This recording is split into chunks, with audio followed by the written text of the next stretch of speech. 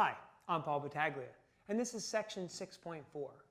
It's important to note right away that this is a Calculus BC topic only. And if you are a Calculus BC teacher, only arc length is actually assessed in the AP curriculum. Surface area is not. However, I do think surface area is a fantastic concept to talk about with your students. So depending on time, if you can cover it now, fantastic. If not, you might want to come back to it after the AP exam. But the essential question we'd like our students to answer at the end of section 6.4 is, how do I find the arc length of a smooth curve? And right away, smooth curve is something we're going to have to talk about. But I like to kind of tease the lesson and motivate the lesson this way. I ask my students one simple question.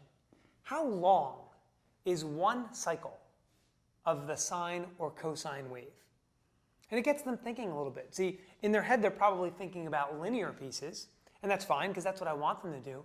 But it is kind of tricky for them to try and conceptualize. So I go a little bit further and I say, well, imagine that one cycle of the sine wave, for instance, is a running course. How long would a runner have to go? Or I tell them, what if this was landscaping and a path was paved using some stones? How long is that path? So now we're thinking about, this is a little bit more complex than I thought.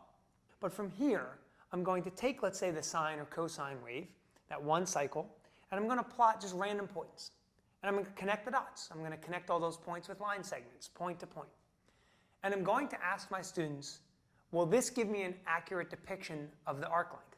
Of course, the answer is no. But the follow-up question is, how do I get a better estimate? Now, what I want them to do, I want them to be able to relate limits to all aspects of calculus.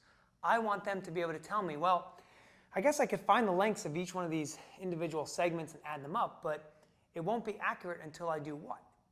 Create more segments, more points, lessen the width of the interval, thereby taking the limit of this function, so to speak, as the width of that interval is getting closer and closer to 0. So now we're starting to establish the concept. Now, two particular examples of note here in this section. Example 1 does a fantastic job of showing students how we can actually still calculate arc length with the distance formula if we have a linear piece. So, we become creatures of habit, and sometimes we think, oh, well, I just learned this formula, so I have to use it. But maybe in this case, if we have a linear piece, we just revert back to something simple that we know, and that's the distance formula. Example 3 I like because it talks about the idea of smoothness and the necessity for smoothness of a curve on an interval for us to even be able to find the arc length. And so that being said, there are two specific functions that I also give my students, and I want to ask them why there might be an issue. One is y equals the cube root of x. And the other one is y equals x cubed minus 2 times the absolute value of x. Now what I'm doing here is, since we're later in the year, I'm calling back to their attention of differentiability and the necessity and the requirements for a function to be differentiable. I want them to tell me, oh, that's right, if there's a vertical tangent on an interval, then a function's not differentiable. Or if there's a corner or a cusp, a function's not differentiable. And that's a key component to the arc length formula, because if the first derivative is not differentiable on a certain interval, then we lose smoothness there. So look at example 1 and example 3 specifically to help your students see these little nuances. Okay. Now, what are some common mistakes that students make with arc length? Well, there's really two I'd like to highlight. The first one deals with students actually using f of x, the original function given, instead of the derivative in their arc length calculation, so look out for that. And secondly, students actually begin to assume or maybe ignore the idea that the derivative must be defined on the given interval. So watch for students trying to just kind of plow through this. And here's a great example to see if you can catch that. Give them the y equals the cube root of x and ask them to find the arc length on the closed interval -8 to 8. Now, some calculators can actually calculate this length glossing over the idea that there's a vertical tangent at 0. Some calculators cannot. So I'd be interested to see if there's people in my class who can do it versus can't. What I'm trying to do here is I'm trying to show them that they need to know that these things may happen. They can't just assume that their calculator is going to pick up on it. And that leads me to a couple of tips that might help them for the advanced placement exam.